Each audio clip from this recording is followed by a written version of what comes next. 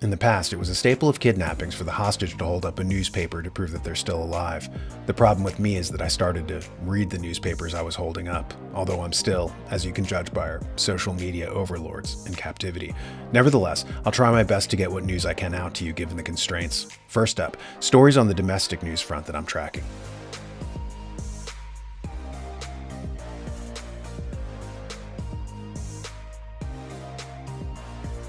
Your briefing for today begins with a criticism of the shortcomings of the American system. One of the critiques that I have of the government is that in copying the blueprint of the Roman Republic, the Founding Fathers neglected to carry over their custom of having exit audits for politicians.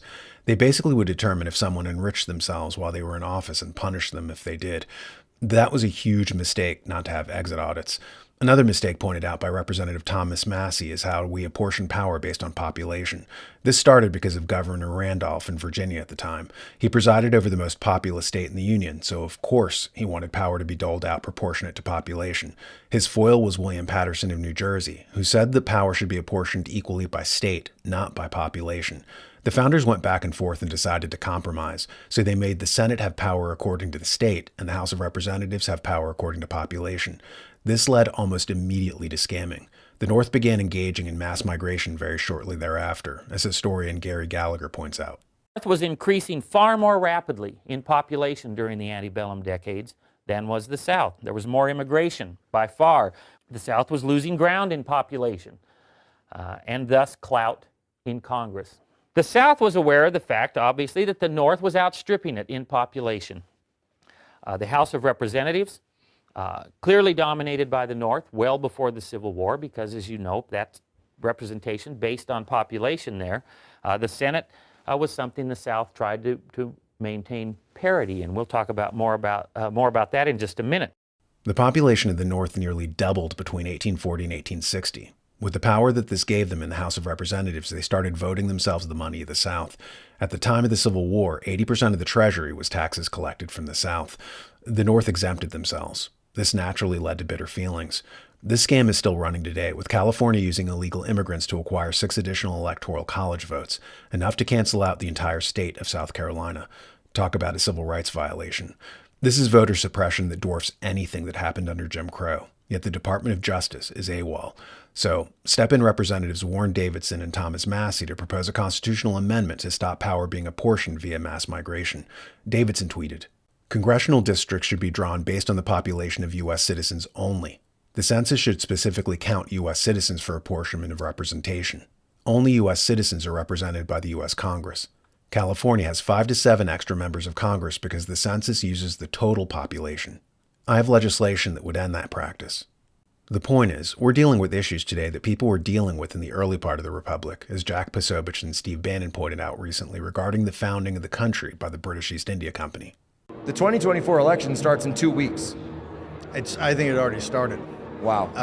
Look, this coming year is, and that's why I think over the holidays, it's a good time to actually take a day or two off, reflect on where you've been personally, reflect on what your commitment to this movement is, what your commitment to saving the country, and what you're prepared to put into that as far as your being goes, because I think we're about to be tested. In fact, I know we're going to be tested this year like I don't think any generation has been tested or any group of people have been tested since either right before the Civil War or right before and during the American Revolution. That's why I said at the speech the other night, 250 years ago, a couple of days ago, was the 250th anniversary of the Boston Tea Party. That's right. And it's direct lineage with this generation today that is really a revolutionary generation. But like those guys and men and women were tested, and thank God in heaven they came through. We're going to be tested also. And the key is this, because the tea that was dumped into Boston Harbor was tea from the British East India Company by way of Guangzhou, China. Exactly. Right? So the tea was from Guangzhou.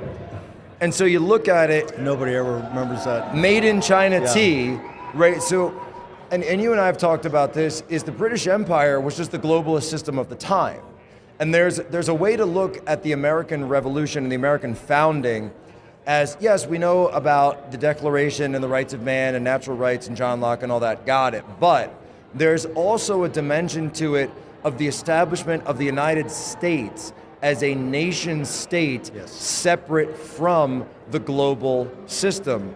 There's a lot of parallels between that and the fight we find ourselves in today. To understand just how similar our revolutionary times are to then, one has to digress for a moment into what the British East India Company was. It was one of the first modern corporations, founded in 1600 by Thomas Smythe after he got a charter from the king.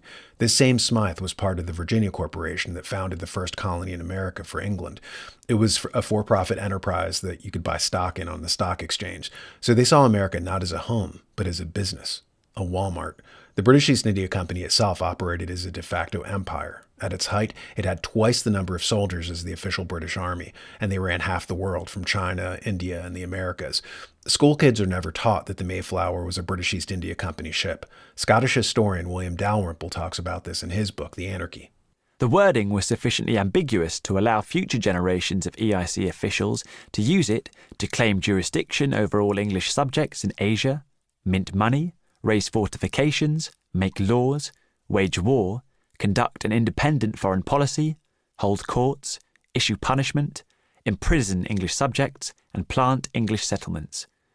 It was not without foundation that a later critic and pamphleteer complained that the company had been granted monopoly on near 2/3 parts of the trading world. And though it took 2.5 centuries for the potential to be realised, the wording of the EIC's charter left open from the beginning the possibility of it becoming an imperial power, exercising sovereignty and controlling people and territory. In the intervening year, the merchant adventurers had not been idle. They had been to Deptford to view several ships, one of which, the Mayflower, was later famous for a voyage heading in the opposite direction. To understand how foundational the British East India Company was to America, it may be important to look at the company's flag in 1600. Looks familiar, huh? Compared to the flag that George Washington fought under, which he called the Continental Colors. So what the American Revolution was a rebellion against a transnational conglomerate. Was America to be run as our home or as a Walmart by a foreign corporation? That was the pivotal question. And Americans wanted it to be a home, and they resented being taxed to pay off the debts of a too-big-to-fail company, which is what happened when the British East India Company had an economic crisis 2 years before the American Revolution, and the king decided to tax Americans to pay for it, as Robert Kennedy Jr. mentions here. The revolution had started 2 years before, and it started when the British had passed an oppressive law raising the taxes on tea in New England. And this was a law that the British Crown made in collusion with the British East India Company, which the king owned shares in, his ministers owned shares in, and most of the aristocracy owned shares in. And it was their plan to impose the tax on New England merchants, but exempt the British East India Company from the tax so that they could undersell everybody and that they would make a profit for their shareholders. So the revolution, and of course, the Americans responded by dressing as Wampanoag Indians and boarding the British East India Company's ships and dumping the tea into the harbor. And that's when the British sent that troop over here to quell the rebellion. So that rebellion was in part against empire, but the spear tip of that rebellion was a fury that the colonists against the corrupt merger of state and corporate power. Basically, what happened was that one of the governors running the British East India Company ran off with money that he embezzled. This caused the stock to drop and a bunch of bank failures across Europe.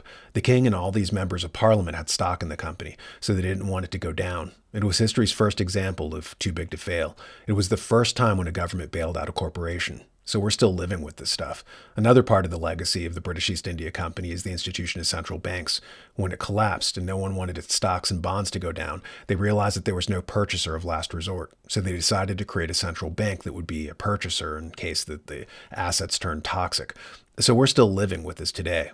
Why aren't we taught any of this history? Simple. Fabian socialists who wanted to conquer America for England again ran our educational system. One of those was Colonel Edward Mandelhouse. He was not only one of the guys who masterminded the Federal Reserve System in America, he was also behind the League of Nations, which would transfer power from America to the British Empire. The League was a British invention. They went bankrupt, and instead of paying their massive debts after World War I, they had the notion of reconstituting the empire as a trust with a holding company. That holding company would run LLCs, that we call nation states. It was the British Empire by another name. They got all the benefits while outsourcing the costs to others.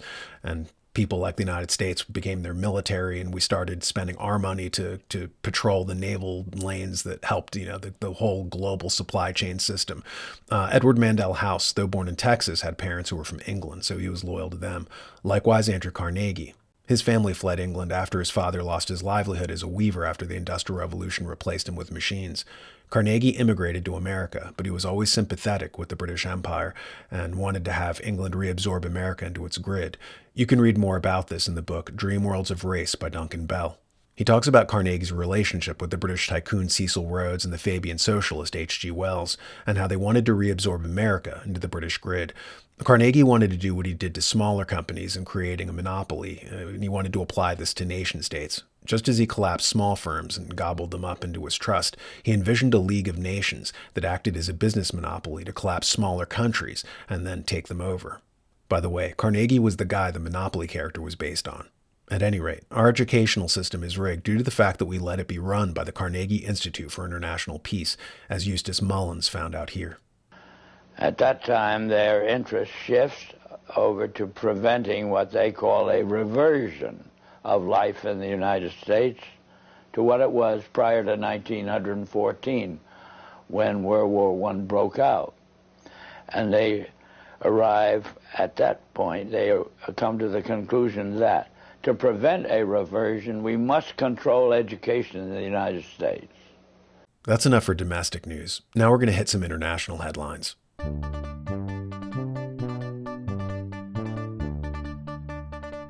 Two explosions killed more than 100 people in Iran. According to an article in Zero Hedge, the death toll in Kerman City has risen to at least 103 killed and over 141 injured, with new details being revealed in state-backed IRNA news as follows.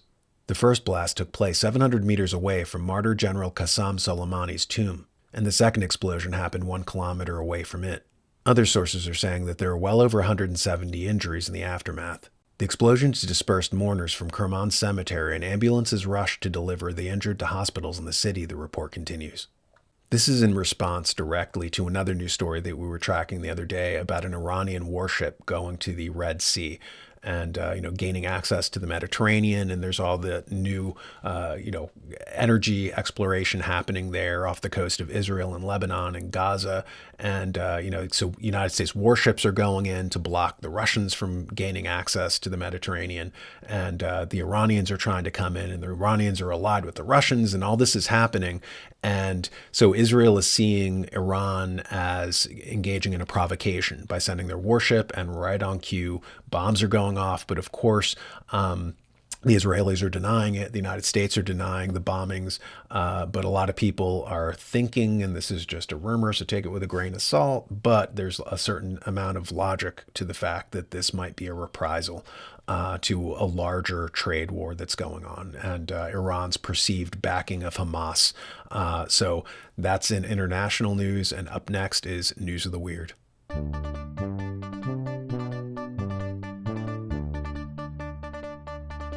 And here we go from a bombing in the Middle East to a product that Microsoft hopes won't bomb, like Windows XE. Microsoft's new gamble, adding a dedicated button for AI on their keyboards. Pressing a button will be one way to summon an artificial intelligence agent as Microsoft wields its computer industry influence to reshape the next generation of keyboards. Starting this month, some new personal computers that run Microsoft's Windows operating system will have a special Copilot key that launches the software giant's AI chatbot. Getting third-party computer manufacturers to add an AI button to laptops is the latest move by Microsoft to capitalize on its close partnership with ChatGPT maker OpenAI. As if having a CTRL button wasn't enough, now they want a Mind CTRL button as well. In other news of the weird, check out this weird footage of a geriatric Madonna trying to stay relevant by dancing.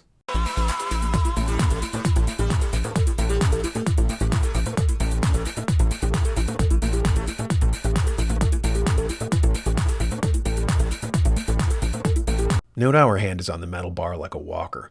Mortality stalks even the best of us. And speaking of mortality, on with our obituary segment.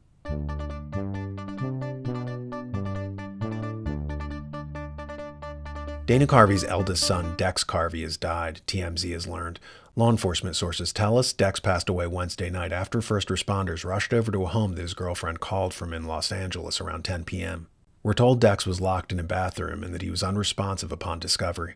Our sources say paramedics tried reviving him, but to no avail. He was pronounced dead on the scene. An autopsy has been done, but Dex's cause of death hasn't been determined, pending toxicology tests. Well, that's a harrowing and sad story to Dana Carvey, who has brought love and comedy to millions of people, and our hearts go out to him. So, Mr. Carvey, if you see this, please accept our condolences, and we mean them sincerely. It's always hard when a parent loses a child. But for the rest of you, this is me, Daniel Natal, signing off, and thanks for watching the show, or as I like to call it, that suspicious gap in my resume. Catch you next time. Get my book, Actionable Ethics, to understand the basic concepts of ethics, as well as to learn how and why moral structures permitted us to create an advanced civilization. Without those moral structures, society falls apart. You can order the ebook by going to my website, actionableethics.com, or a physical copy by going to online retailers like Amazon.com. Learn how to embed ethics into your business processes during onboarding for new employees, and discover how to generate an ethical cultural field at your business or even among your children at home. Order it now. Actionable Ethics.